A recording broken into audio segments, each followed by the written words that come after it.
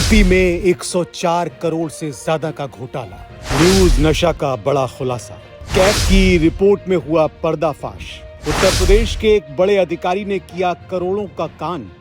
104 करोड़ का घोटाला सामने आया है और इसका सबूत है सीएजी की रिपोर्ट जो न्यूज नशा के हाथ लगी है। सरकार की आंखों में धूल झोंककर जनता के पैसे से इस खेल को अंजाम दिया गया।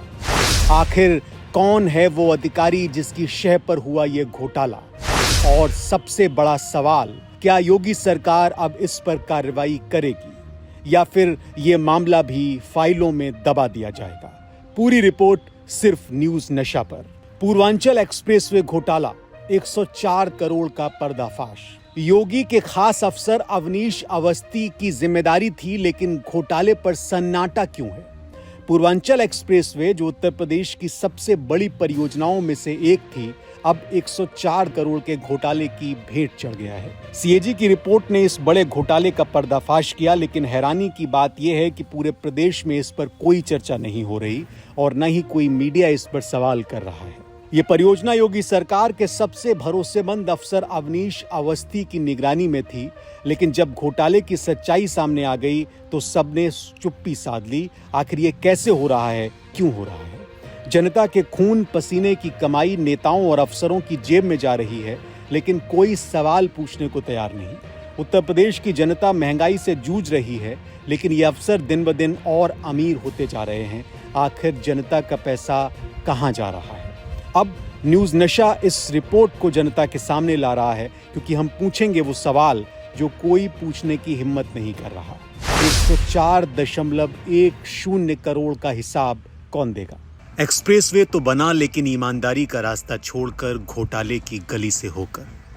ये कहानी सिर्फ एक घोटाले की नहीं, बल्कि सिस्टम में बैठे उन सफेद पोश अपराधियों की है जिन्होंने जनता के पैसे को अपनी तिजोरी में भरने के लिए एक्सप्रेसवे निर्माण को भ्रष्टाचार की भेंट चढ़ा दिया। लाखों लोगों की उम्मीदों से जुड़ा ये प्रोजेक्ट अब एक्सप्रेसवे घोटाला बन चुका है, जिसके सामने आने से सरकार भी हिल गई है।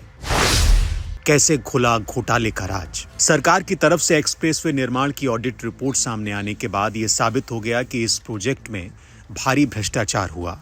रिपोर्ट में कई ऐसे सबूत मिले जो बताते हैं कि कैसे निर्माण सामग्री में गड़बड़ी की गई, ठेकेदारों को मनमाने तरीके से फायदा पहुंचाया गया, सरकारी अफसरों ने रिश्वत ली और जनता की गाड़ी कमाई को लूटा गया। ऑडिट रिपोर्ट के खुलासे के बाद सरकार पर सवाल उठने लगे हैं। विपक्षी दलों ने मुख्यमंत्री और लोक निर्माण विभाग पर सीधा हमला बोलते हुए कहा कि ये घोटाला सिर्फ ठेकेदारों तक सीमित नहीं है, बल्कि इसमें सरकार भी मिली है।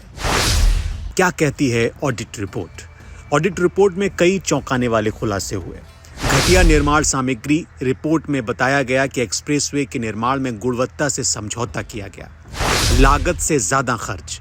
ठेकेदारों को प्रोजेक्ट की वास्तविक लागत से कई गुना ज्यादा भुगतान किया गया। रिश्वतखोरी का खेल।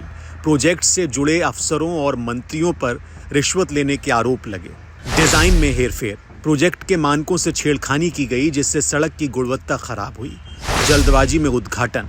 रिपोर्ट के मुताबिक सरकार ने चुनावी फायदे के लिए प्रोजेक्ट का उद्घाटन जल्दबाजी में कर दिया, जबकि निर्माण कार्य अधूरा था।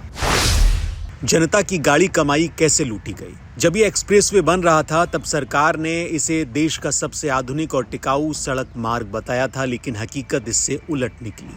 जगह जगह सड़क धंसने लगी, पुलों में दरारें आ गईं और बारिश के दौरान पानी भरने लगा। जो सड़क 100 साल चलने का दावा किया गया, वो 1 साल भी सही हालत में नहीं रह पाई। स्थानीय लोग सरकार से सवाल पूछ रहे हैं, हमारे टैक्स का पैसा कहाँ गया? घोटालेबाजों को कब सजा मिलेगी? सरकार की सफाई, विपक्ष का हमला। ऑडिट रिपोर्ट के खुलासे के बाद सरकार बैकफुट पर आ गई है। विपक्षी नेताओं ने इस घोटाले को लेकर सरकार पर करारा हमला बोला। जांच सिर्फ दिखावा है, असली गुनहगार सरकार के अंदर बैठे हैं और वे खुद पर कार्रवाई कैसे करेंगे? दिल्ली के एक बड़े नेता ने इस रिपोर्ट में अहम भूमिका निभाई है। कहा जा रहा है कि उन्होंने जानबूझकर इस रिपोर्ट को लीक करवाया ताकि उत्तर प्रदेश में योगी सरकार को कटघरे में खड़ा किया जा सके। इस राजनीतिक खेल के कारण अब ये मामला सिर्फ घोटाले तक सीमित नहीं रहा, बल्कि सत्ता संघर्ष का नया मुद्दा बन गया है। कौन है घोटाले का मास्टरमाइंड? इस घोटाले में कई बड़े नाम सामने आ रहे हैं। सरकारी अधिकारी जिन्होंने ठेकेदारों से रिश्वत लेकर गलत भुगतान किए, ठेकेदार जिन्होंने सस्ते और घटिया मटेरियल का इस्तेमाल किया, नेता जिन्होंने प्रोजेक्ट में घोटाले की खबरों को दबाने के लिए सरकारी एजेंसियों पर दबाव बनाया। इस पूरे खेल में दलाली सिस्टम भी जमकर चला। ठेकेदारों को ठेका दिलाने के लिए करोड़ों की रिश्वत बांटी गई। क्या होगी कार्रवाई या घोटालेबाज बच जाएंगे? अब बड़ा सवाल यह है कि क्या इस घोटाले में शामिल बड़े मगरमच्छों को सजा मिलेगी या हमेशा की तरह मामले को दबा दिया जाएगा? आगे क्या होगा? एक्सप्रेसवे घोटाला अब राजनीति का बड़ा मुद्दा बन गया है। विपक्ष इसे लगातार हथियार बना रहा है। अगर सरकार इस सही तरीके से कार्रवाई करती है तो यह मुद्दा चुनाव में इससे भी बड़ा संकट पैदा करेगा। लेकिन असली सवाल वही है, क्या भ्रष्टाचारियों को सजा मिलेगी या हमेशा की तरह मामला ठंडे बस्ते में चला जाएगा? जनता जवाब चाहती है, लेकिन जवाब देने वाला कोई नहीं। 3-4 साल पहले जहां सिर्फ जमीन थी, अब वहां से होकर इतना आधुनिक एक्सप्रेसवे गुजर रहा है। जब 3 साल पहले मैंने पूर्वांचल एक्सप्रेसवे का शिलान्यास किया था, तो ये नहीं सोचा था कि एक दिन उसी एक्सप्रेसवे पर विमान से मैं खुद उतरूंगा। और आप हमसे जुड़े रहने के लिए सब्सक्राइब करें YouTube पर, फॉलो करें Twitter पर और लाइक करें Facebook पर। और ज्यादा जानकारी के लिए आपको टाइप करना होगा सिर्फ न्यूज़ नशा।